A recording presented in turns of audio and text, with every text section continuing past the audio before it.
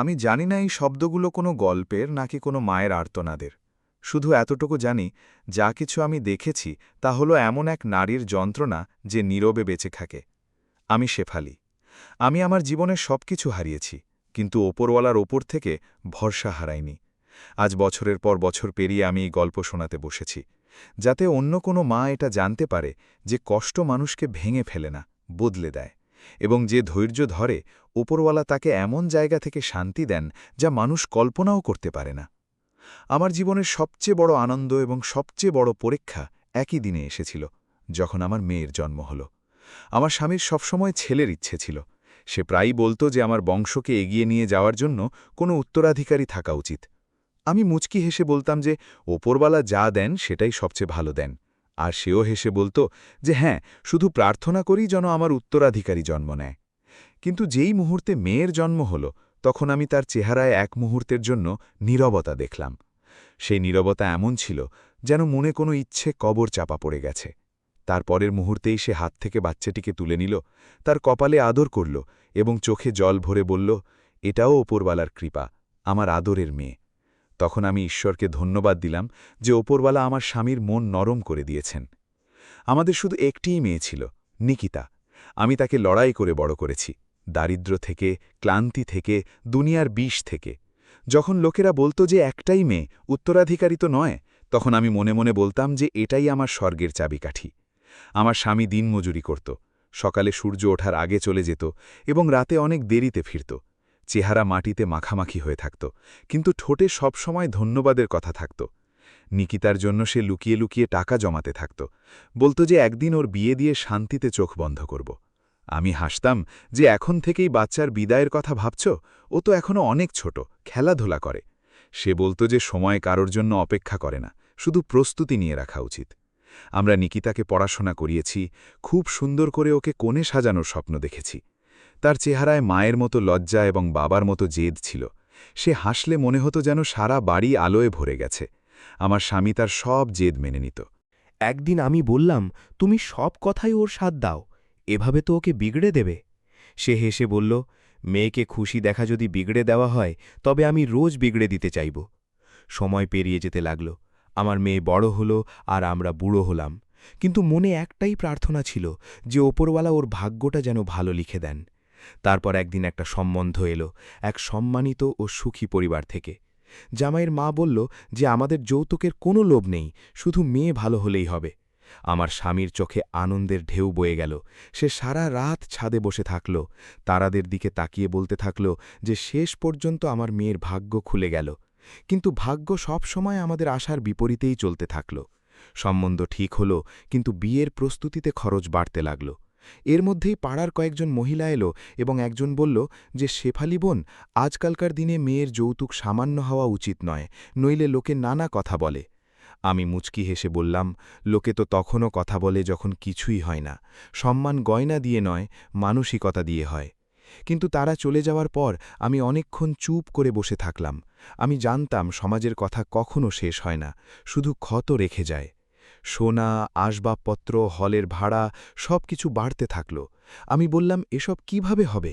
সে বলল, আমার বাড়িটাই আমার সম্পদ, যদি মেয়ের জন্য দিতে হয় তবে দিয়ে দেব। আমি চুপ হয়ে গেলাম। পরের সপ্তাহে সে সত্যিই বাড়িটা বিক্রি করে দিল। যখন ক্রেতা হাতে চাবিগুলো তুলে দিল, তখন আমি বুকের ভেতর কিছু একটা ভেঙে যাওয়ার মতো অনুভব করলাম। আমি বললাম, এটা শুধু বাড়ি নয়, আমাদের স্মৃতির ছায়া। সে বলল, আর আমার মেয়ে হল আমার পরিচয়। বাড়ি আবার তৈরি হয়ে যাবে, কিন্তু ওর ভাগ্য যদি ভালো হয়ে যায় তবে সব কিছু ফিরে আসবে। আমরা ভাড়ার বাড়িতে চলে এলাম। বিয়ের প্রস্তুতি চলতে থাকল। নিকিতার হাতে যখন মেহেদি লাগল, তখন আমি আমার সব ক্লান্তি ভুলে গেলাম। স্বামীও বছরের পর বছর পর প্রথমবারের মতো নতুন কুর্তা পরল। সে বলতে লাগল যে আজ আমার প্রার্থনা পূর্ণ হতে চলেছে। বিয়ের দিন সে বারবার প্রার্থনা করছিল ওপরওয়ালা ওকে যেন আনন্দ দেন। আমি সেদিন ভেবেছিলাম ওপরওয়ালা এত সাচ্চা মনের একজন বাবাকে কখনো পরীক্ষায় ফেল করবেন না। কিন্তু ভাগ্যের কোনো দয়া মায়া থাকে না। রাতে যখন বরযাত্রী বিদায় নিল, আমি মেয়ের হাতের ওপর হাত রাখলাম এবং বললাম যে এখন তোমার লক্ষ্যই হল ওই বাড়ি। আমার প্রার্থনা তোমার সাথে আছে। সে হাসি মুখে বিদায় নিল, কিন্তু আমি জানতাম না যে আমার মেয়ের ভাগ্য কয়েক ঘণ্টার মধ্যেই পাল্টে যাবে। আর আমার স্বামী, যে সারা জীবন নিকিতার যৌতুকের জন্য বেঁচেছিল, এই যৌতুকের কারণেই সে নিজের জীবন হেরে যাবে। বরযাত্রী চলে গেল, ঢোলের আওয়াজ হালকা হয়ে এলো এবং আমরা আমাদের ভাড়ার বাড়িতে ফিরে এলাম।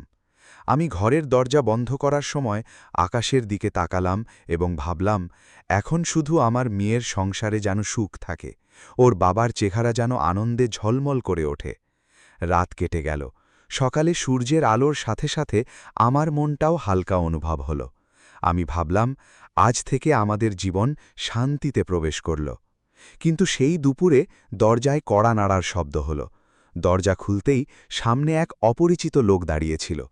লোকটা যেন একটু চেনা চেনা লাগছিল, হাতে খাম এবং চেহারায় গাম্ভীর্য। সে বলতে লাগল যে এটা আপনাদের জন্য একটা বার্তা, তাড়াতাড়ি পৌঁছনোর কথা। খামটা হাতে নিতেই বুক কেঁপে উঠল, যেন কোনো ভয় ভেতরে জেগে উঠল। আমি কাঁপা কাঁপা হাতে খামটা খুললাম।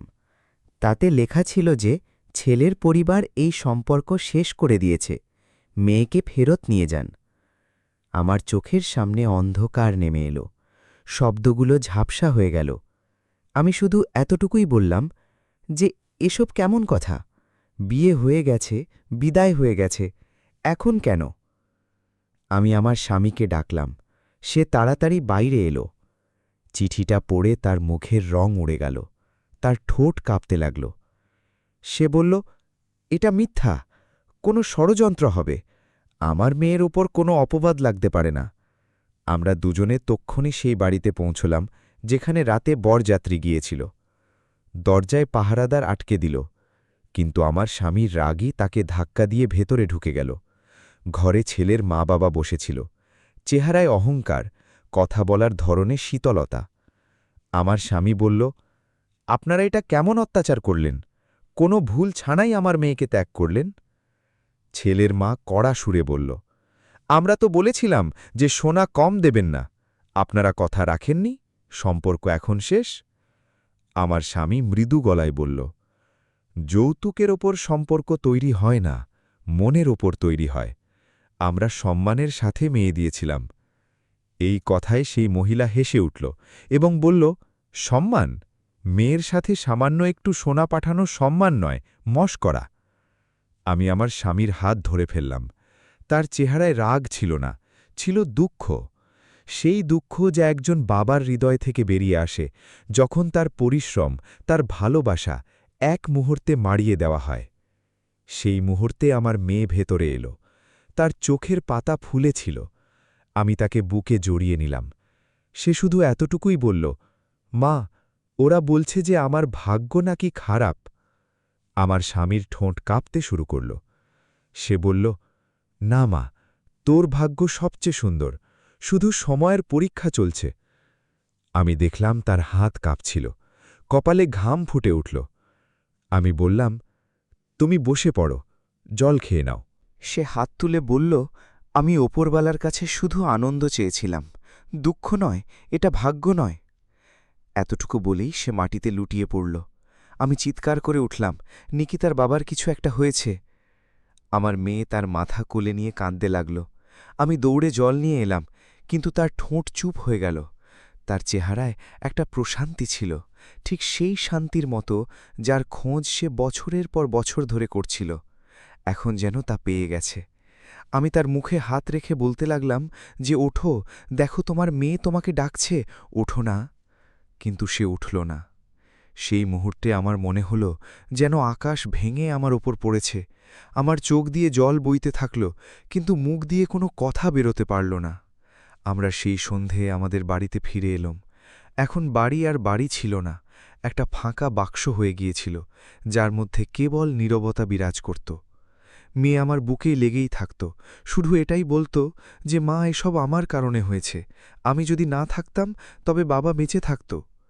আমি তাকে বুকে জড়িয়ে নিয়ে বললাম, না মা, এসব ভাগ্যের খেলা, ওপরবালাই ভালো জানেন, মানুষ কিছুই করতে পারে না, শুধু ধৈর্য ধরতে পারে। কিন্তু সে চুপ হল না।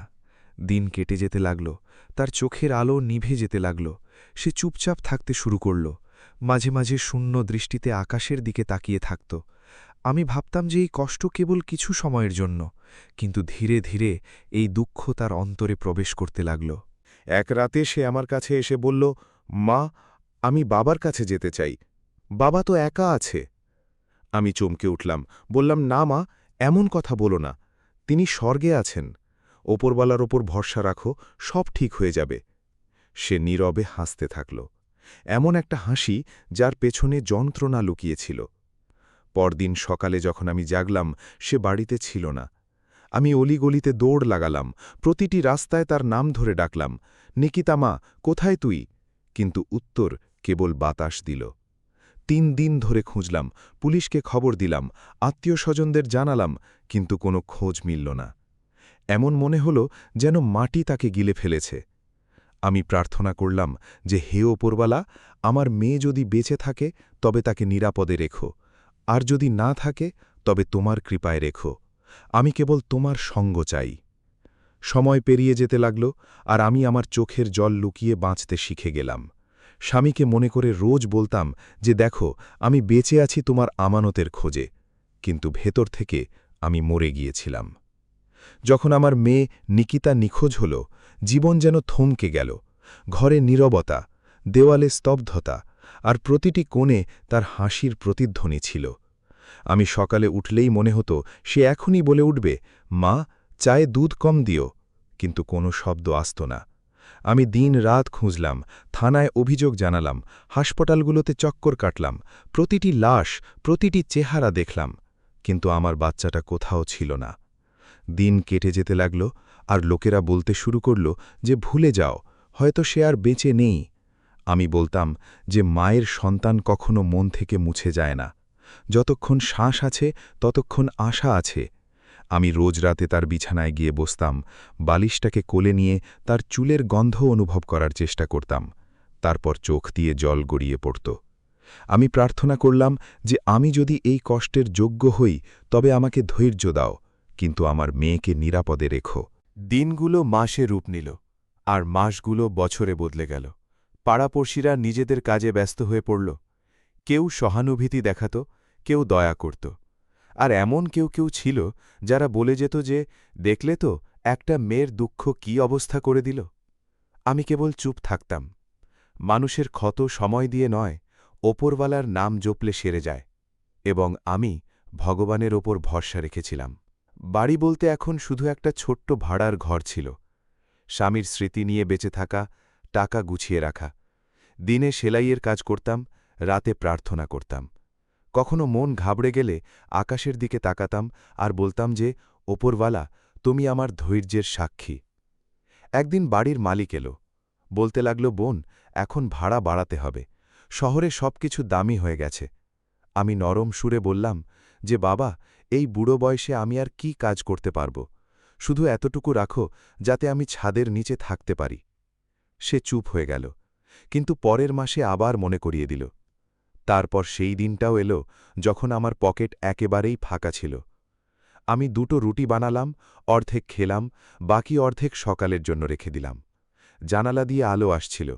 আমি আমার মনকে বললাম যে, এখন নতুন কিছু করতে হবে। পরের দিন সকালে আমি সিদ্ধান্ত নিলাম যে আমি কাজ খুঁজব, কাজ যেমনই হোক না কেন, কারও কাছে হাত পাততে দেব না। আমি ওড়নাটা মাথায় শক্ত করে বাঁধলাম, ওপরওয়ালার নাম নিলাম, আর বেরিয়ে পড়লাম। সারা দিন রোদের মধ্যে হাঁটতে থাকলাম, কোথাও সাফাইয়ের কাজ, কোথাও বাসন মাজার কাজ। লোকেরা দেখল তো বলল যে, বোন, তোমার হাত তো কাঁপে, এই কাজ তোমার দ্বারা হবে না।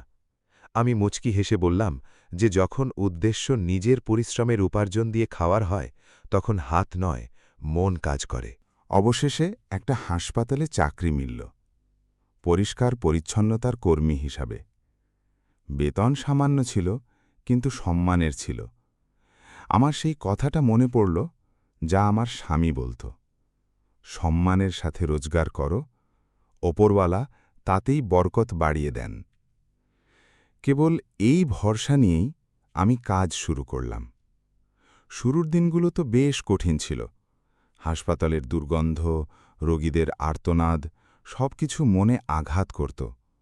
কিন্তু আমি মনকে শক্ত করলাম। আমি প্রতিটি ঘরে যাওয়ার সময় ওপরওয়ালার নাম নিতাম। যখন কোনো রোগী ব্যথায় কাতরাত তখন মন থেকে প্রার্থনা বেরিয়ে আসত, ওপরওয়ালা, একে সুস্থতা দাও, ঠিক যেমন আমি আমার নিজের বাচ্চার জন্য প্রার্থনা করি। মাঝে মাঝে নার্স বলতো যে, বোন, তোমার প্রার্থনা কবুল হয়ে যায়, তোমার আশাতে রোগীরা শান্তি পায়। আমি মুচকি হাসি। এটা আমার প্রার্থনা নয়, আমার নিজের দুঃখ, যা রোগীদের সুস্থতায় বদলে যায়। সময় পেরিয়ে যেতে লাগল। আমি হাসপাতালের একটা অংশ হয়ে গেলাম। লোকেরা আমাকে শেফালি বোন বলে ডাকতে শুরু করল। আমার এই নামে শান্তি অনুভব হতো, হয়তো এই কারণেই যে এখন আর কেউ আমার নাম নেয় না, না মেয়ে, না স্বামী, শুধু আমি, আমার কাজ আর ওপরবালা। কখনো কখনো রাতের ডিউটিতে থাকতাম, যখন সবাই ঘুমিয়ে পড়ত, তখন আমি হাসপাতালের ওয়েটিং রুমে গিয়ে বসতাম, চাঁদকে দেখতাম আর মনে মনে নিজের মেয়ে নিকিতার সাথে কথা বলতাম। মেয়ে, যদি কোথাও শুনে থাকিস তবে জেনে রাখ যে তোর মা হার মানেনি। আর আমি ভাবতাম যে হয়তো সেই উত্তর দিচ্ছে। কখনো কোনো বাচ্চার কান্নার আওয়াজ এলে বুক কেঁপে উঠত। আমি নিজেকে বোঝাতাম যে এটা অন্য কারো মেয়ে, তোকে শুধু প্রার্থনা করতে হবে। তবুও চোখ দিয়ে জল গড়িয়ে পড়ত। এক রাতে হাসপাতালের ওয়ার্ডে এক বৃদ্ধ রোগীর মৃত্যু হল। লোকেরা কাঁদছিল। আমি তাদের কাছে গিয়ে বললাম যে ধৈর্য ধরুন, মৃত্যু জীবনের শেষ নয়, সাক্ষাতের প্রতিশ্রুতি। এই কথা বলতে গিয়ে আমার নিজের স্বামী এবং মেয়ে দুজনের কথাই মনে পড়ে গেল। কিছুদিন পর হাসপাতালে একটা নতুন খবর ছড়াল, এক ধনী পরিবারে বাচ্চা হতে চলেছে। সবাই খুশি ছিল। আমি মনে মনে বললাম যে ওপরওয়ালা কারো ঘরে আনন্দ দিলে তাতে ঈর্ষা নয়, বরং ধন্যবাদের ভাব আসে। আমার জানা ছিল না যে এই আনন্দই আমার জীবনের মোড় ঘুরিয়ে দেবে। জীবন কখনো থেমে থাকে না, তা শ্বাস ভারী হোক বা হৃদয় শূন্য। আমি হাসপাতালের এই কোণটাকেই নিজের ঠিকানা বানিয়ে নিয়েছিলাম। আমার ঝাড়ু, বালতি আর পুরনো ওড়না, এটাই ছিল আমার জগৎ। লোকেরা যাতায়াতের পথে ধন্যবাদ দিত, কিছু অভিযোগও করত। আমি কেবল পরিষ্কার করতে করতে মনে মনে বলতাম যে ওপরওয়ালা, তুমিই সব দুঃখের মলম। হাসপাতালে রোজ নতুন মুখ আসত। কেউ বাচ্চার হাসিতে বাঁচত, তো কেউ কোনো প্রিয়জনের লাশের পাশে বসে কাঁদত। আমি দুটো দৃশ্যই দেখেছি, আনন্দ, দুঃখ, এবং সময়ের সাথে বুঝলাম যে দুটোর মধ্যেই একটা জিনিস আছে, ওপরওয়ালার ইচ্ছা। কখনো কখনো মন খুব উদাস হলে আমি হাসপাতালের ক্যান্টিনের পেছনে বসে কেঁদে নিতাম। কাউকে দেখাতে চাইতাম না যে আমার চোখের জল কোনো দুর্বলতা নয়, বরং প্রার্থনা। আমি প্রায়ই নিজেকে বলতাম যে ধৈর্য ধর শেফালি, ধৈর্য ধর, ওপরওয়ালা তোর জন্যে কিছু লিখে রেখেছেন। মাস পেরোতে লাগল, বেতন সামান্য ছিল, পরিশ্রমের উপার্জনের শান্তি ছিল। আমি প্রতিটি কাজে প্রাণ ঢেলে দিয়েছিলাম। হাসপাতাল থেকে ছুটি নিয়ে আমি নিজের ঘরে গেলাম। রোদ কড়া ছিল, কিন্তু মনে শান্তি ছিল। আমি আমার স্বামীর কুর্তাটা হাতে নিলাম আর বললাম যে দেখো, আমি হার মানিনি, তোমার আমানত, তোমার মেয়ে এখনও আমার প্রার্থনায় আছে। চোখ জলে ভরে গেল, তাকে মনের কথা বললাম আর নিজের মনটা হালকা করে নিলাম। মনটা হালকা অনুভব হচ্ছিল। পরের দিন যখন কাজে পৌঁছালাম তখন নার্সকে খুশি দেখাচ্ছিল। জিজ্ঞাসা করলাম যে কি ব্যাপার, আজ সবার চেহারায় এত আনন্দ কেন? এক নার্স হাসতে হাসতে বলল, কোনো এক ধনী পরিবারের ঘরে উত্তরাধিকারী জন্মাতে চলেছে, হাসপাতালে সবাই মিষ্টি পাবে। আমিও মন থেকে বললাম যে ওপরওয়ালা আনন্দ দিন, প্রতিটি বাচ্চার ভাগ্য ভালো করুন। পরের কয়েকদিন হাসপাতালে বেশ ভিড় রইল। নার্স, ডাক্তার সবাই একটা ওয়ার্ডের কাছেই জমা হয়ে থাকত। আমি প্রায়ই দূর থেকে দেখতাম, নীরবে প্রার্থনা করতাম। হয়তো এই প্রার্থনার মধ্যেই আমার নিজের ইচ্ছাও মিশে থাকত যে কোনো একদিন আমিও আমার মেয়েকে কোনো বাচ্চার সাথে দেখব। এক রাতের ডিউটিতে ছিলাম, হালকা হালকা বৃষ্টি পড়ছিল। আমি ওয়েটিং রুম পরিষ্কার করছিলাম, যখন হাসপাতালের ভেতর থেকে আওয়াজ এলো, তাড়াতাড়ি এসো, বাচ্চার জন্ম হতে চলেছে। আমি ঝাড়ুটা একপাশে রাখলাম আর প্রার্থনার জন্য হাত তুললাম, ওপরওয়ালা, সব সহজ করে দিও। কয়েক ঘণ্টা পর নার্স দৌড়ে এলো, শেফালি বোন, ছেলে হয়েছে। পুরো পরিবেশ আনন্দে মেতে উঠল। ডাক্তার ঘোষণা করলেন যে মা এবং বাচ্চা দুজনেই সুস্থ আছে। কিছুক্ষণের মধ্যেই মিষ্টি বিলি করা হল। টাকার বন্ধ আর হাসির আওয়াজ চারদিকে প্রতিধ্বনিত হচ্ছিল। আমি দাঁড়িয়ে এসব কিছু দেখছিলাম।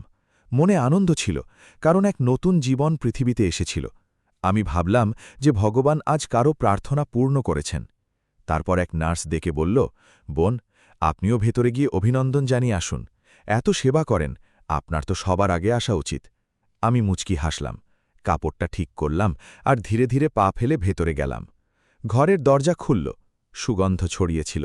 আমি সেই বাচ্চাটাকে দেখলাম, ছোট গোলাপি রঙের আর নিষ্পাপ।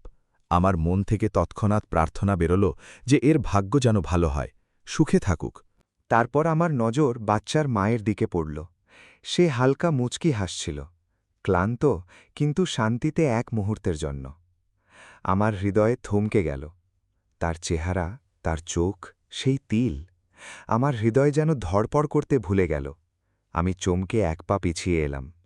আমার ঠোঁট থেকে শুধু এতটুকুই বেরোল, এটা সেই চেহারা ছিল যা বছরের পর বছর আগে আমার কোল থেকে বিদায় নিয়েছিল। আমার মেয়ে, আমার নিকিতা। আমি চোখ বন্ধ করলাম। হয়তো আমার ভুল মনে হচ্ছে, কিন্তু যখন দ্বিতীয়বার দেখলাম তো হৃদয় চিৎকার করে উঠল। সেই চোখ মুখ, সেই আওয়াজ, সেই কপালের দাগ। আমার চোখ দিয়ে জল বইতে শুরু করল। কেউ যাতে আমার অবস্থা না দেখে ফেলে তাই আমি চুপিসারে মুখ ফিরিয়ে নিলাম। আমি শুধু এতটুকুই বললাম যে ওপরওয়ালা, তোমাকে ধন্যবাদ যে আমার বাচ্চাটা বেঁচে আছে। মনের ভেতর একটা কোলাহল হচ্ছিল যে তাকে জড়িয়ে ধরি, তাকে বলি যে তুমি তার মা। কিন্তু আমি থেমে গেলাম। আমি ওপরওয়ালাকে বললাম যে ভগবান, যদি এটা আমার মেয়ে হয় তবে আমাকে ধৈর্য দাও। আমি এই আনন্দটাকেও পরীক্ষা হিসেবেই মেনে নিচ্ছি। আমি দূর থেকে দেখলাম সে বাচ্চাটাকে কোলে নিয়ে হাসছিল আর এক পুরুষ তার পাশে বসে মুচকি হাসছিল, হয়তো তার স্বামী। আমি সেই দৃশ্যটাকে একজন মায়ের মতো নয়, একজন ধন্যবাদ জ্ঞাপনকারী বান্দার মতো দেখলাম। আর মন থেকে শুধু একটাই প্রার্থনা বেরোল, যে ভগবান, যাকে তুমি বাঁচিয়ে রেখেছ তাকে সুখে রেখো। আমি ধীরে ধীরে ঘর থেকে বেরিয়ে এলাম। আমার কাপড় চোখের জলে ভিজে গিয়েছিল, কিন্তু মন এক অদ্ভুত ধরনের হালকা অনুভব করছিল। আমি হসপিটালের ওয়েটিং রুমে গিয়ে বসলাম। জ্যোৎস্না হালকা ছিল আর বাতাস নরম ছিল। আমি আকাশের দিকে তাকিয়ে বললাম যে ভগবান, তুমি আমার প্রার্থনা পূর্ণ করে দিয়েছ। আমি মেয়ে চেয়েছিলাম, তুমি জীবনে তাকে আবার ফিরিয়ে দেখালে। সারা রাত জেগে রইলাম। প্রতি মুহূর্তে মনে এই খেয়াল আসত যে ইস, সে যদি চিনে ফেলে, ইস, যদি একবার আমাকে মা বলে ডাকে। তারপর ভাবতাম যে না, যদি ভগবান আমাকে ধৈর্যের ফল দিয়ে থাকেন তবে আমি একে না ভেঙেই গ্রহণ করব। সকাল হল, হসপিটাল আবার কোলাহলে ভরে গেল। লোকেরা হাসছিল, অভিনন্দন জানাচ্ছিল, আর আমি চুপচাপ দূরে দাঁড়িয়ে সবাইকে দেখছিলাম। শুধু মনে মনে বারবার এটাই বলছিলাম যে সব অবস্থাতেই তোমাকে ধন্যবাদ ওপরওয়ালা। আমি সেই দিনের পর বদলে গেলাম। যে মুহূর্তে আমার চোখ নিজের মেয়েকে দ্বিতীয়বার দেখেছিল, আমি যেন নতুন করে বেঁচে উঠলাম। আমার পায়ের তলা মাটি নরম লাগতে শুরু করল। বাতাসে সুবাস ছিল, আর মনে ছিল সেই শান্তি যা কিনা বছরের পর বছর করা প্রার্থনার ফল হয়। আমি সেই আনন্দকে মুখে প্রকাশ করিনি, কেবল মনের মধ্যে লুকিয়ে রাখলাম, যেমন কোনো গোপন কথা যা শুধু মা আর ভগবানের মধ্যেই থাকে। পরের দিন যখন হাসপাতালে পৌঁছালাম তখন সবাই এখনও এই পরিবারের ব্যাপারেই কথা বলছিল। কেউ বলছিল যে কত ভালো মহিলা, ছেলেকে নিজেই দুধ খাওয়ায়, সবাই তার সাথে নম্রভাবে ব্যবহার করত। কেউ বলল যে শহরের বড় ব্যবসায়ী কেশবের স্ত্রী সে। আমি মনে মনে বললাম, কেশব, এ তো আমার মেয়ের স্বামী। আর তারপর ধন্যবাদ দিলাম যে ওপরওয়ালা আমার মেয়েকে একটা সম্মানজনক ঘর দিয়েছেন। আমি সেদিন নিজের কাছে নিজে কথা দিলাম যে আমি এখন এই ওয়ার্ডের সাফাই নিজেই করব, যে যতই কাজ হোক না কেন আমি কেবল ওখানেই থাকব। কেউ যেন না জানতে পারে যে আমার আদরের মেয়ে এই বিছানায় শুয়ে আছে। রোজ সকালে আমি এই ঘরের বাইরে দিয়ে যেতাম, উকি দিয়ে দেখতাম যে সে ঘুমাচ্ছে নাকি বাচ্চাকে কোলে নিয়ে মুচকি হাসছে। আমি যে কোনো নার্সের চেয়ে বেশি খেয়াল রাখতে শুরু করেছিলাম। যদি বাচ্চাটা কাঁদত তবে আমার বুক কেঁপে উঠত। কখনো কোনো বাহানা করে ভেতরে যেতাম, সাফাই করতে হবে, একটু সময় লাগবে, আর তারপর যতক্ষণ সম্ভব আমার মেয়ের কাছে থেকে যেতাম। আমি আমার চোখ তার দিক থেকে সরাতেই দিতাম না। আমি দেখলাম সে তার স্বামীর সাথে ভালোবাসায় মেশে, এবং সেই লোকটিকেও খুব ভালো বলেই মনে হতো। স্ত্রীর জন্য নিজে ফল নিয়ে আসত, বাচ্চাকে কোলে নিত, আর বারবার বলতো, তোমার যেন ক্লান্তি না হয়, তুমিই আমার সবকিছু। যখন সে এই কথা বলল, আমার মন থেকে ধন্যবাদ বেরিয়ে এলো, যে তুমি আমার বাচ্চাটাকে অসহায় অবস্থায় ছেড়ে দাওনি। রাতের বেলা যখন বাকি সব লোকেরা নিজের ঘরে থাকত, তখন আমি হাসপাতালের ওয়েটিং রুমে বসে চাঁদকে দেখতাম। সেই একই চাঁদ যা কখনো আমি আমার বাড়ির ছাদে নিকিতার সাথে দেখতাম। আমি মনে মনে বলতাম যে দেখ মেয়ে, তোর মা এখনও সেখানেই আছে, শুধু দূর থেকে তোকে পাহারা দিচ্ছে। দিন কেটে যেতে লাগল। আমি অনুভব করলাম যে আমার মেয়ে নিকিতা তার বাচ্চার কতটা খেয়াল রাখে এবং প্রত্যেকটা জিনিসের ছোটখাটো বিষয়গুলো লক্ষ্য করে। বাচ্চার কপালে চুমু খেত। এই দৃশ্য দেখে আমার চোখ দিয়ে জল গড়িয়ে পড়ত। মন বলতো যে তুই ঠিক আছিস, তুই নিরাপদে আছিস, এটাই যথেষ্ট। একদিন নার্স বলল যে বোন শেফালি, ওরা ওকে বাড়ি নিয়ে যাচ্ছে। আমার বুক ধরফর করতে লাগল। এটা সেই দিন ছিল যে দিনটাকে আমি ভয় পেতাম। এবার সে চলে যাবে আর আমি আবার একা হয়ে যাব। আমি মনে মনে বললাম যে ওকে রক্ষা করো। সেই রাতে আমি সাফাইয়ের মাঝে ওর বাচ্চার দোলনার কাছে গিয়ে নীরবে বসে পড়লাম। জানলা দিয়ে চাঁদের আলো ভেতরে আসছিল। আমি আমার পকেট থেকে একটা পুরনো লকেট বের করলাম, সেই একই লকেট যা আমি বছরের পর বছর আগে আমার মেয়ের হাতে বেঁধে দিয়েছিলাম। সেই লকেট যার মধ্যে আমার ভালোবাসা লুকিয়েছিল। আমি তার উপর হাত বুলিয়ে চোখ বন্ধ করলাম আর প্রার্থনা করলাম যে এটা আমার প্রার্থনারই নিশান। যেখানেই যাক, একে নিজের মায়ের প্রার্থনার ছায়ায় রেখো। আমি ধীরে করে সেই লকেটটা বাচ্চার বালিশের নিচে রেখে দিলাম। তারপর মাথা নিচু করে বাইরে বেরিয়ে এলাম। মনে এক অদ্ভুত ধরনের তৃপ্তি ছিল। আমি বুঝে গেলাম যে এবার আমার সাক্ষাতের সময় শেষ হয়ে গেছে। আমি দেখলাম উপরওয়ালা আমাকে দেখিয়ে দিয়েছেন যে আমার মেয়ে খুশি আছে। এবার বাকি সবকিছু তার হাতে। পরের দিন সকালে হাসপাতালে খুশির পরিবেশ ছিল। সবাই বলছিল যে স্যার আর ম্যাডাম বাড়ি যাচ্ছেন, ভগবান তাদের নিরাপদে রাখুন। আমি দূরে দাঁড়িয়েছিলাম। নিকিতা বাচ্চাটাকে ধরেছিল। স্বামী পাশে দাঁড়িয়ে মুচকি হাসছিল। যখন সে আমার পাশ দিয়ে গেল, হঠাৎ লকেটটা তার হাত থেকে ঝুলে পড়ল। সে সেটার দিকে তাকালো। চেহারায় বিস্ময় ছিল। আমি নিঃশ্বাস আটকে নিলাম। আর সে থেমে গেল, মনোযোগ দিয়ে দেখল। তারপর ধীরে ধীরে বলল, এই লকেটটা তো একেবারে তেমনই যেমনটা আমার মায়ের কাছে ছিল। আমি দৃষ্টি নিচু করে নিলাম। আমার মনে তোলপাড় শুরু হয়ে গিয়েছিল। মুখ বন্ধ রইল। আমি শুধু মনে মনে বললাম, যদি ওকে চিনতে হয় তবে নিজেই রাস্তা তৈরি করে দাও, আমি চুপ থাকব। নিকিতা কিছুক্ষণ লকেটটাকে দেখল, তারপর মুচকি হেসে বাচ্চার কাপড়ের মধ্যে রেখে নিল। আমি আমার চোখের জল আটকানোর চেষ্টা করলাম। সেই মুহূর্তে আমার মন বলছিল যে এই পরিচয় এখনও অসম্পূর্ণ নয়, কেবল পরীক্ষা। একদিন সে জেনে যাবে যে এই লকেটটা কোথা থেকে এসেছিল, আর সেদিন সে আমাকে মা বলে ডাকবে। যখন সে বিদায় নিতে লাগল, আমি দরজার কাছে গিয়ে বললাম যে মেয়ে, আপনার বাচ্চাকে ভগবান নিরাপদে রাখুন, সুখে রাখুন, আপনার কোল যেন সবসময় ভরা থাকে। সে আমার দিকে তাকিয়ে মুচকি হেসে বলল যে আপনার প্রার্থনা খুব পূরণ হয়, তাই না? আমি বললাম, আমি তো সবসময় করি, যতক্ষণ শ্বাস আছে। আমার বলার ভঙ্গির মধ্যে সেই যন্ত্রণা লুকিয়েছিল যা শুধু একজন মাই বুঝতে পারে। আমি হাত তুলে তার মাথায় আশীর্বাদ দিলাম, আর সে কিছুক্ষণ থামল, যেন কিছু চেনার চেষ্টা করছে। তারপর নমস্কার করল আর বাইরে চলে গেল। সে যেতেই আমি সেই চেয়ারটায় বসে পড়লাম। কাপড় দিয়ে মুখ ঢেকে নিলাম আর চোখ দিয়ে বয়ে চলা জলের সাথে ভগবানকে বললাম যে আমি তো অভিযোগ করে নি অপরবালা, তুমি আমার প্রার্থনা পূর্ণ করে দিয়েছ। আমি মেয়ে চেয়েছিলাম, তুমি আমাকে তাকে দেখার সুযোগ দিয়েছ। এটাই আমার পুরস্কার, এটাই আমার শান্তি। রাতে যখন আমি বাড়ি ফিরলাম, তখন হাসপাতালের গলিতে ছড়িয়ে থাকা আলোর ঝলক আমার চোখে ছিল। মনের ভেতর এক নতুন শান্তি ও সান্ত্বনা জেগে উঠেছিল। আমি ভগবানকে বললাম যে যেভাবে তুমি আমার উপর কৃপা করেছ, সেভাবেই প্রতিটি মায়ের তার সন্তানের খবর দিও। আমি চোখ বন্ধ করলাম এবং বছরের পর বছর পর প্রথমবারের মতো ঠোঁটে হাসি ফুটে উঠল, কারণ আমার বিশ্বাস হয়ে গিয়েছিল যে ভগবান কখনো মায়ের প্রার্থনাকে বিফলে যেতে দেন না। নিকিতা চলে যাওয়ার পর হাসপাতালটা যেন খালি খালি লাগতে লাগল। সেই ওয়ার্ড যেখানে কখনো বাচ্চাদের হাসি প্রতিধ্বনিত হতো, এখন সেখানে নীরবতার ছায়া দাঁড়িয়েছিল। আমি রোজ ঝাড়ু দিতাম, কিন্তু মন পরিষ্কার হতো না, কারণ প্রতিটি কোণে তার সুগন্ধ, তার হাসি আর তার কথাগুলো রয়ে গিয়েছিল। দিন কেটে যেতে লাগল, কিন্তু মন ওখানেই থেমেছিল। যখনই কোনো সদ্যজাত বাচ্চার কান্নার আওয়াজ আসত, আমার মন ছটখট করে উঠত, যেন কেউ বলছিল যে দেখো তোমার নিকিতা খুশি আছে, মা হয়ে গেছে। আমি মুচকি হাসতাম, কিন্তু চোখ ভিজে যেত। আমি এবার হাসপাতালের লোকেদের বলতে শুরু করেছিলাম যে যদি কখনো সেই মেয়েটি আসে তবে আমাকে জানিয়ে দিও, আমি তার সেবা নিজেই করব। নার্স হাসতে হাসতে বলতো যে বোন, তোমার ওর সাথে খুব ভালোবাসা হয়ে গেছে তাই না? আমি বলতাম যে ভালোবাসা নয় মেয়ে, এটা হলো প্রার্থনা।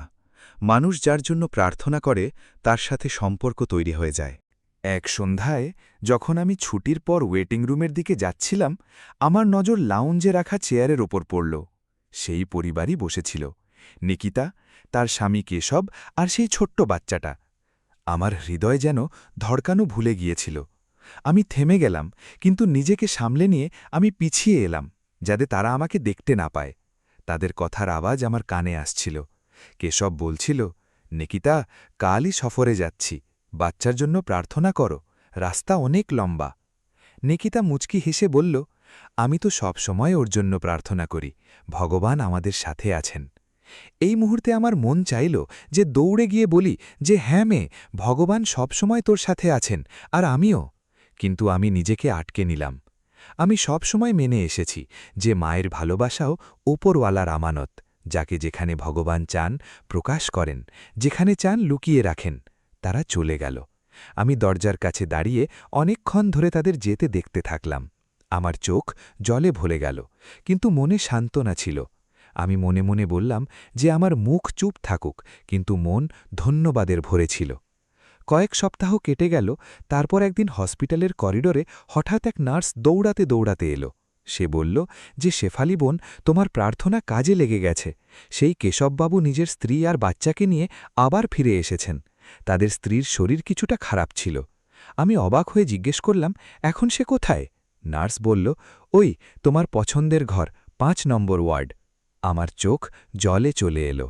আমি ধীরে ধীরে বললাম যে ভগবান তোমাকে ধন্যবাদ, আরও একবার সুযোগ দিলে। আমি ওড়নাটা ঠিক করে ৫ নম্বর ওয়ার্ডের দিকে এগোলাম। দরজা অর্ধেক খোলা ছিল। আমি উঁকি দিয়ে দেখলাম তো সে বিছানায় শুয়েছিল। চেহারা ক্লান্ত ছিল, কিন্তু শান্তিতে ভরা। বাচ্চাটা তার কাছে ঘুমোচ্ছিল। কেশব বসে নরম সুরে বই পড়ছিল। আমি চুপচাপ দরজার কাছে দাঁড়িয়ে রইলাম। নিকিতার নজর হঠাৎ আমার দিকে পড়ল। আমাদের চোখাচোখি হল। এক মুহূর্তের জন্য তার চেহারায় বিস্ময় ফুটে উঠল। তারপর সে মুচকি হেসে বলল, আপনি তিনিই না যিনি আগেরবার ছিলেন? আমি মাথা নিচু করে বললাম যে হ্যাঁ মেয়ে, তোমাদের প্রার্থনাই এখনো পর্যন্ত আমি এখানেই কাজ করছি। সে বলল, আপনাকে দেখলে মনে শান্তি পাওয়া যায়। আগেরবার আপনি আমাদের সাথে খুব নরমভাবে কথা বলেছিলেন। আমি বললাম, মেয়ে, নম্রতা তো ভালো মানুষের একটা লক্ষণ। মানুষের সেটাই বলা উচিত যা মনকে জুড়ে দেয়, ভেঙে দেয় না। নিকিতা নীরবে মাথা নাড়ল। হঠাৎ তার নজর বিছানার পাশে রাখা ব্যাগের ওপর পড়ল। সে লকেট বের করতে লাগল, সেই লকেট যা আমি বাচ্চার বালিশের নিচে রেখে এসেছিলাম। নিকিতা সেটা হাতে নিল। এক মুহূর্তের জন্য তার দৃষ্টি দূরের আকাশে স্থির হয়ে গেল। সে বলল, অদ্ভুত ব্যাপার, যখনই আমি এটা হাতে নিই আমার এমন মনে হয় যেন কেউ আমার মাথায় হাত রাখছে। একজন মায়ের প্রার্থনার মতো আমার চোখের জল আয়ত্তের বাইরে চলে গেল। আমি মুখ ফিরিয়ে নিলাম আর পরিষ্কার করতে লাগলাম। আমি ধীর গলায় বললাম, হতে পারে মেয়ে, এটা সত্যি কোনো মায়ের প্রার্থনাই। প্রার্থনা কখনো শেষ হয় না, বংশ পরম্পরায় চলতে থাকে। সে মুচকি হাসল এবং বলতে লাগল যে হয়তো আমি এটাকে আমার সাথেই রাখি, এটা আমাকে খুব শান্তি দেয়। আমি মাথা নাড়লাম এবং বললাম, যতক্ষণ এটা তোমার কাছে আছে তুমি কখনো একা থাকবে না। কিছুদিন নিকিতা হাসপাতালে রইল। আমি রোজ নীরবে তার সেবা করতাম। কখনো জল নিয়ে আসতাম, কখনো পর্দা ঠিক করে দিতাম। আর যখন সে ঘুমিয়ে পড়ত তখন আমি তার পায়ের কাছে বসে মনে মনে পড়তাম যে ভগবান, এ সেই মেয়ে যাকে আমি তোমার ভরসায় ছেড়েছিলাম, এখন তুমিই ওকে রক্ষা করো। একদিন সে বলল, আপনি কোথায় থাকেন, কখনো আমাদের বাড়িতে আসবেন। আমার বুক যেন ধড়ফড় করতে লাগল। আমি বললাম, আমি গরিব মহিলা মেয়ে, আমার বাড়ি হাসপাতালের কাছেই, এটাই আমার দুনিয়া, এটাই আমার সম্বল। সে মুচকি হাসল, তারপর বলল, তাহলে আপনার প্রার্থনা তো রোজ আমার বাড়িতে পৌঁছায় তাই না? আমি ধীরে ধীরে বললাম, হ্যাঁ রোজ। কিছুদিন পর সে সুস্থ হয়ে গেল এবং ফিরে গেল, কিন্তু এবার যাওয়ার সময় সে আমাকে জড়িয়ে লড়ল। আমার বুকের ভেতর যেন কেউ প্রদীপ জ্বালিয়ে দিয়েছিল। তার সুবাস, তার হৃৎস্পন্দন, সবকিছু আমাকে বছরের পর বছর পেছনে নিয়ে গেল। আমি আকাশের দিকে তাকালাম আর ধীরে ধীরে বললাম যে ভগবান, এবার আমি আর কিছু চাই না। আমার মুখ চুপ, কিন্তু তুমি জানো যে আমার মন কি বলছে। তুমি আমার মেয়েকে জীবন দিয়েছ, সম্মান দিয়েছ, ব্যাস এখন আমার শেষ ইচ্ছা এটাই যে সে একদিন চিনে নিক যে আমিই তার মা, যে তার জন্য দিনরাত প্রার্থনা করতে থেকেছি। আমি চোখ বন্ধ করলাম। আমার হৃদয়ে নিকিতার ভালোবাসা নেমে আসছিল, সেই নিকিতা, আমার বাচ্চা, যাকে আমি পালন করেছিলাম। সময় যেন আমার মনের উপর মলম লাগিয়ে দিয়েছিল। এখন যখনই হাসপাতালের দরজা দিয়ে নিকিতা পার হতো, আমার নিঃশ্বাস আটকে যেত, কিন্তু মনে সান্ত্বনা আর স্বস্তি পেতাম। আমি নিজের কাছে প্রতিজ্ঞা করেছিলাম যে আমি আমার পরিচয় প্রকাশ করব না, কারণ ওপরওয়ালার চেয়ে ভালো করে আর কে জানে না যে এই সময় কি বলা উচিত। আর মায়ের ভালোবাসাও কখনো তাড়াহুড়ো করে না, সে ধৈর্য ধরে তার সময়ের জন্য অপেক্ষা করে। নিকিতা প্রায়ই হাসপাতাল আসত, কখনো বাচ্চার চেকআপের জন্য, কখনো কোনো বন্ধুর সাথে দেখা করতে, আর প্রতিবার সে আমাকে মুচকি হেসে বলত যে আপনার সাথে দেখা হলে মনে শান্তি পাওয়া যায়, আপনার হাতে এক অদ্ভুত ভালোবাসা আছে। আমি বলতাম, ভালোবাসা নয় মেয়ে, এটা তো আমার প্রার্থনা। যখন উদ্দেশ্য পরিষ্কার হয় তখন হাত আপনা আপনি প্রার্থনার মাধ্যম হয়ে যায়। আমি তার সেবায় কোনো কমতি রাখতাম না, কখনো জল দিতাম, কখনো চেয়ার টেনে দিতাম, আর যখন সে চলে যেত তখন আমি তার চেয়ারে হাত রেখে ধীরে ধীরে তার জন্য প্রার্থনা করতাম যে আমার বাচ্চাকে রক্ষা করো। কিছুদিন পর হাসপাতালের নার্স জানালো যে নিকিতার স্বামী ব্যবসার কাজে বাইরে বিদেশে গেছে। এখন সে প্রায়ই একা আসত, কখনো নিজের বাচ্চাকে কোলে নিয়ে, কখনো নীরব চোখে কিছু ভাবতে ভাবতে। আমার মনে হতো যে এখন তার মনেও কিছু একটা অসম্পূর্ণ আছে, যেন কোনো অজানা টান তাকে আমার দিকে টানছে। একদিন সে হাসপাতালের ওয়েটিং রুমে বেঞ্চে বসেই ছিল। আমি পরিষ্কার করতে করতে পার হচ্ছিলাম, তখন সে ডাক দিল, কিছুক্ষণ বসুন না, আজ মনটা কেমন অদ্ভুত লাগছে। আমি তার পাশে বসে পড়লাম। বাতাসে ঠান্ডা ভাব ছিল, পাতা মাটিতে ঝরে পড়ছিল, আর সূর্যের আলো হালকা হলেও বেশ তেজ ছিল। আমি জিজ্ঞেস করলাম, কি হলো মেয়ে, মন কেন ভারী লাগছে? সে বলল, কখনো কখনো এমন মনে হয় যেন আমার পুরনো সময় আমার সাথে কথা বলতে চায়। আমি স্বপ্নে একটা মুখ দেখি যে আমাকে জড়িয়ে ধরে বলে যে মেয়ে, আমি তোমাকে কখনো ভুলিনি। আমার বুকের ধরফড়ানি বেড়ে গেল। আমি আমার চোখের জল লুকিয়ে বললাম যে মেয়ে, স্বপ্ন কখনো কাকতালীয় ঘটনা হয় না, হয়তো তা তোমাকে কোনো বাস্তবতার কাছে নিয়ে আসছে। সে মুচকি হাসল। কখনো কখনো আমি ভাবি যে আমার মা যদি বেঁচে থাকত তবে কেমন হতো, সে কি আপনার মতো হতো? আমি চুপ হয়ে গেলাম। আমার ঠোঁটে কোনো শব্দ ছিল না, শুধু বুকের ধরফড়ানি ছিল যা সাক্ষ্য দিচ্ছিল। আমি ধীরে ধীরে বললাম যে সব মা একই রকম হয় মেয়ে, কেবল কারোর চোখের জল দেখা যায়, কারোর তা প্রার্থনা হয়ে যায়। সে আমার দিকে তাকালো, তারপর ধীরে ধীরে বলল, আপনার কথায় এক অদ্ভুত শান্তি আছে, এমন মনে হয় যেন আপনি আমার জন্য প্রার্থনা করছেন। আমি মনে মনে বললাম যে আমি তো বছরের পর বছর ধরে এটাই করছি মেয়ে, কিন্তু মুখে শুধু এতটুকুই এলো, প্রতিটি মা যেন তার সন্তানের মঙ্গলের জন্য প্রার্থনা করার সৌভাগ্য পায়। পরের কয়েকদিন সে বারবার আমার কাছে আসতে লাগল, কখনো চা আনত, কখনো জিজ্ঞেস করত, আপনি খাবার খেয়েছেন?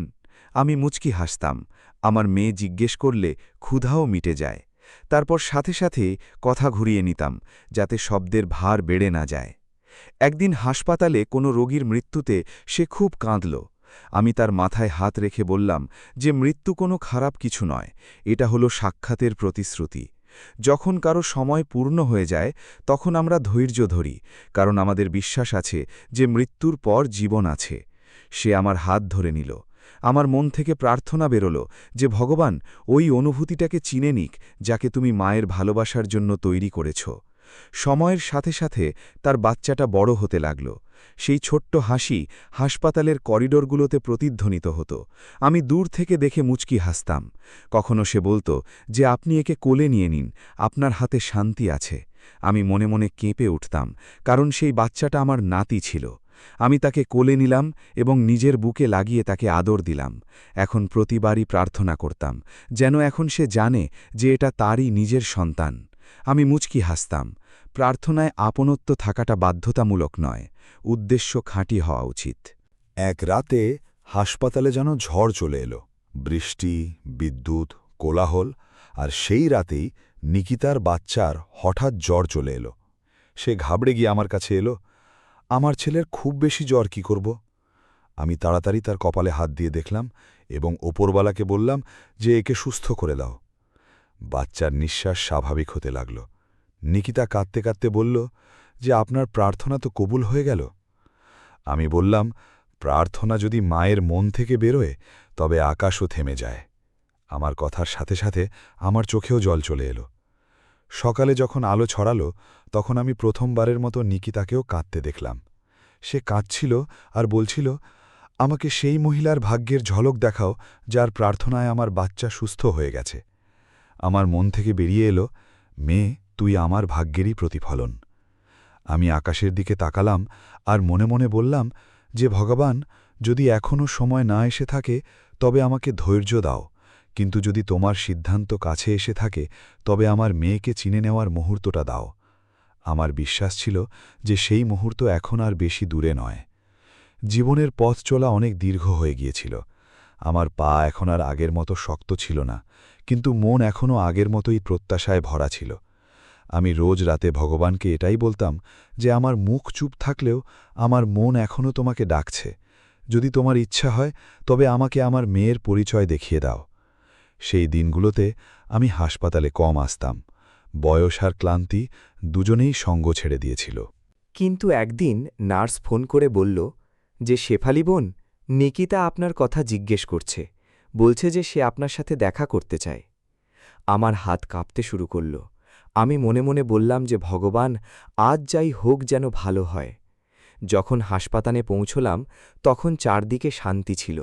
ঘরটাও সেই একই, দরজাও সেই একই, যেখানে বছরের পর বছর আগে আমি আমার মেয়েকে প্রথমবার দেখেছিলাম।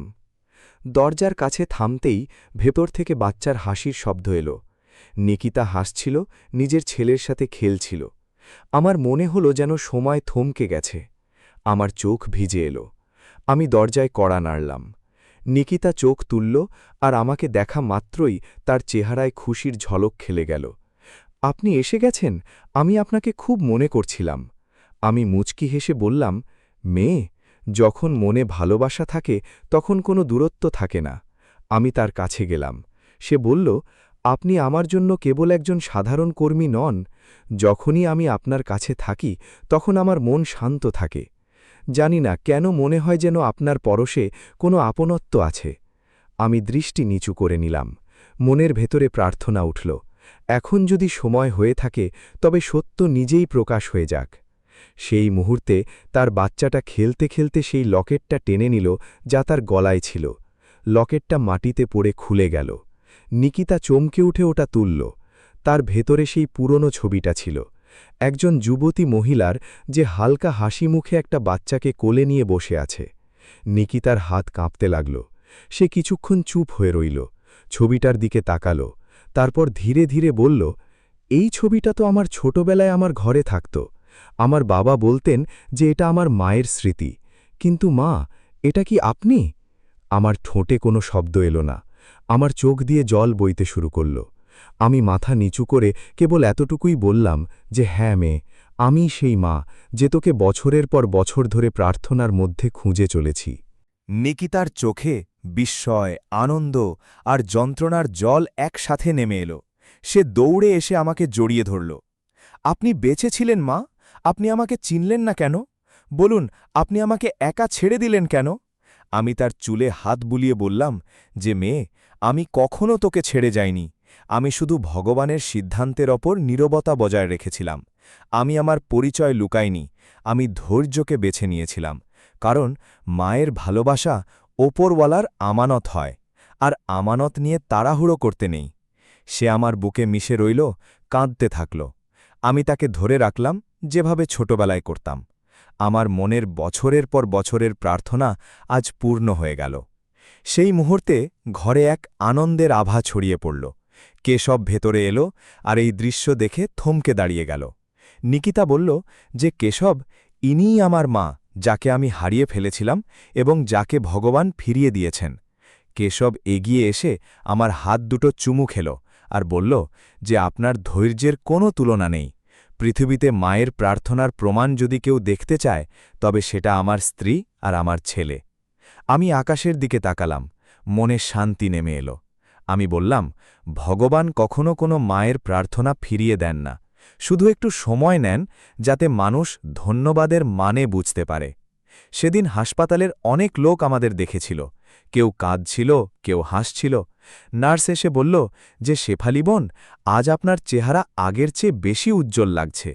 আমি হালকা হেসে বললাম, মেয়ে, এই উজ্জ্বলতা আমার নয়, বরং ভগবানের বিচারের। যখন তিনি চান তখন চোখের জল ভোরের আলো হয়ে যায়।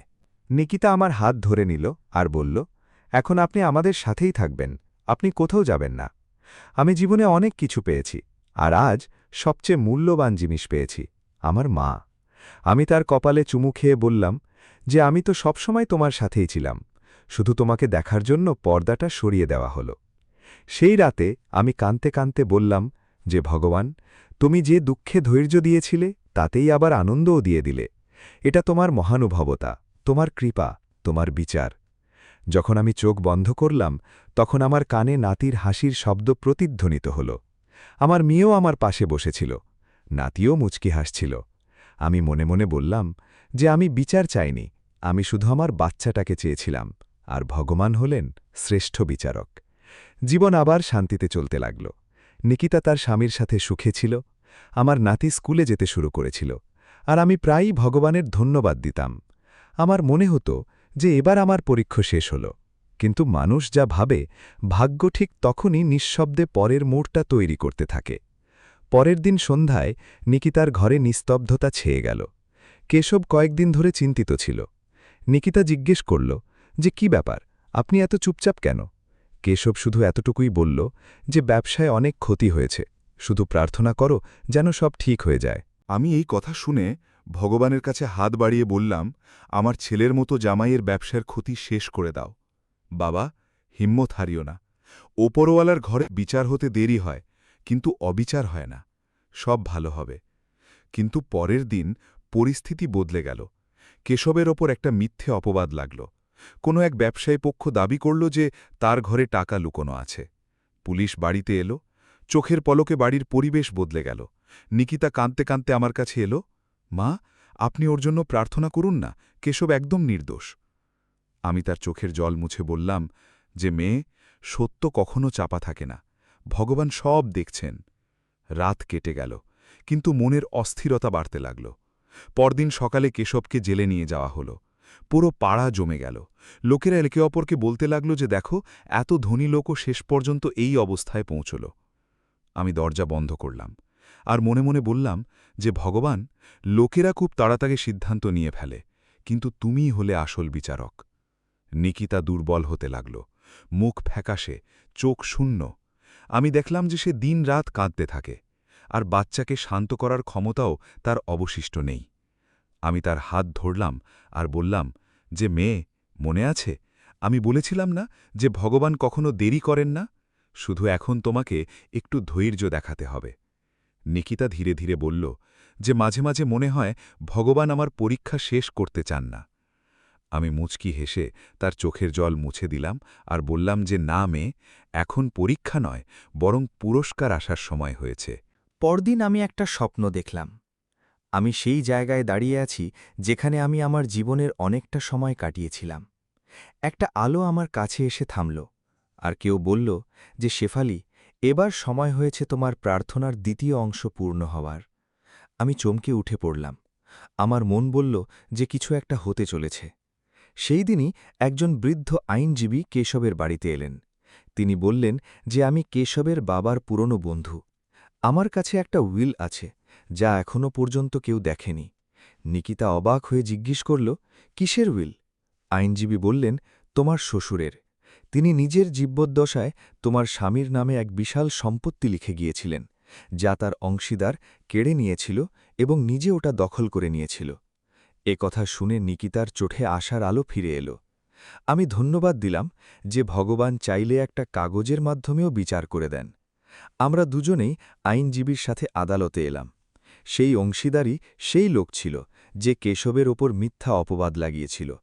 আদালতে প্রমাণ পেশ হল, আর শেষ পর্যন্ত বিচারক রায় দিলেন যে কেশব নির্দোষ।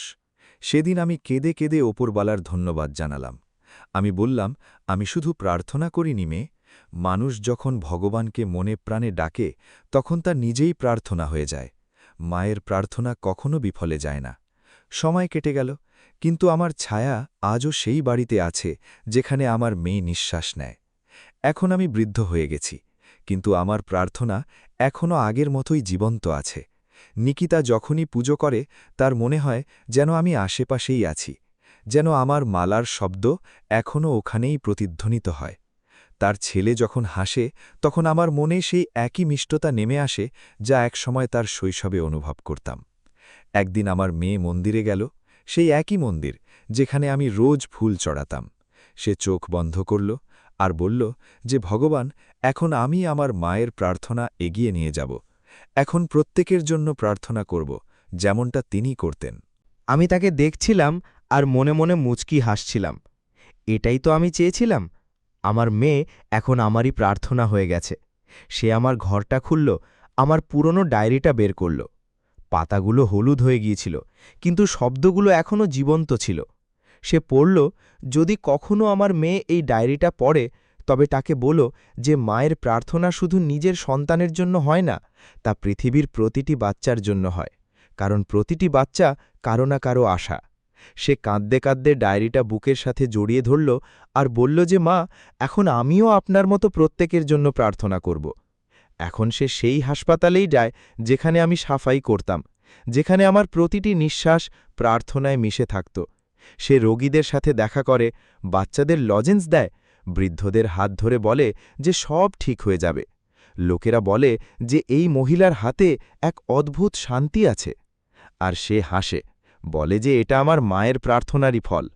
মাঝে মাঝে আমি বারান্দায় বসে দেখি, যখন সে সন্ধ্যায় মন্দিরের সিঁড়িতে বসে আর বাতাস তার চুল নিয়ে খেলা করে, তখন আমার মনে হয় যেন সময় থমকে গেছে, যেন সেই মুহূর্তটাই আবার ফিরে এসেছে যখন আমি তাকে প্রথমবার কোলে নিয়েছিলাম। সে আকাশের দিকে তাকায় আর বলে যে মা, এখন আমিও কারো প্রার্থনা হয়ে গেছি।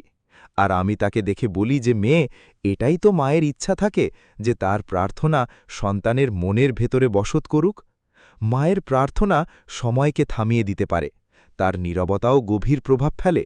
যদি কারো কাছে মায়ের স্মৃতি, তার শিক্ষা অথবা তার প্রার্থনা থাকে, তবে তার কাছে পুরো আকাশ আছে। কারণ মায়ের প্রার্থনা শুধু সন্তানের রক্ষা করে না, বরং তাকে ভগবান পর্যন্ত পৌঁছে দেয়। মায়ের প্রার্থনা হল সেই গভীরতম বই যা সময় পড়ে আর ভগবান কেবল লেখেন। মা যখন নিজের বাচ্চার জন্য হাত তোলেন তখন আকাশও নত হয়। তার চোখের জল কখনো বৃথা যায় না। তা আত্মার মাটিতে এমনভাবে মিশে যায় যেমনটা বৃষ্টি পৃথিবীতে নেমে সবুজের সমারোহ তৈরি করে। মায়ের প্রার্থনা তো সেই না দেখা ছায়া যা বাচ্চার সাথে প্রতিটি পদক্ষেপে চলে। সে যত দূরেই চলে যাক না কেন, সেই প্রার্থনা তার মাথার ওপর সেই শীতল ছায়া হয়েই থাকে। মায়ের নীরবতাও প্রার্থনা হয়, তার ক্লান্তিও আশীর্বাদ হয়, আর তার হাসি ভগবানের উত্তর হয়। সে যখন কাঁদে তখন আকাশের মেঘও নরম হয়ে যায়। সে যখন খুশি হয় তখন বাতাস পর্যন্ত সুবাসিত হয়ে ওঠে।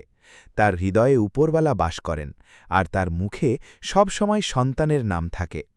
এই কারণেই মায়ের প্রার্থনা সময়কে হার মানায়, ভাগ্য বদলে দেয় এবং সেই সব মনেও ভরসা জাগিয়ে দেয় যারা আশা হারিয়ে ফেলেছে। যদি কোনো মানুষের কাছে তার মায়ের স্মৃতি থাকে, তবে বুঝবে তার কাছে ভগবানের দেওয়া সবচেয়ে বড় উপহার আছে। যদি তার কাছে নিজের মায়ের শিক্ষা থাকে, তবে বুঝবে তার কাছে জীবনের সবচেয়ে সত্য পথনির্দেশ আছে। আর যদি তার কাছে মায়ের প্রার্থনা থাকে, তবে বুঝবে তার কাছে পুরো আকাশটাই আছে। মায়ের প্রার্থনাই হল সেই ছায়া যা তুফান থেকেও সামলে নেয়, পড়ে যেতে দেয় না। আর যখন সন্তান ভুলেও যায়, তখনও তা পেছন পেছন চলতে থাকে, যেন কোনো এক অদৃশ্য হাত জীবনটাকে ধরে রেখেছে। মা শুধু জন্ম দেন না, তিনি নিজের সন্তানদের মধ্যে ভগবানের রহমত রেখে যান। তিনি যখন চলেও যান, তখন তার প্রার্থনা বাতাস হয়ে চারদিকে ঘুরে বেড়াতে থাকে। কখনো কোনো হাসি মুখের মধ্যে তা দেখা যায়, কখনো কোনো অসহায় মানুষের সাহসের মধ্যে নেমে আসে, আর কখনো কোনো এক অজানা শান্তির মধ্যে তা অনুভব করা যায়, যা শুধু মনই জানে। মায়ের প্রার্থনাই হল সেই আলো যা অন্ধকারের মধ্যেও স্বস্তি দেখিয়ে দেয়। তা সেই আওয়াজ যা নিস্তব্ধতার মধ্যেও শোনা যায়। তা সেই অনুভূতি যা মরে গিয়েও মেটে না।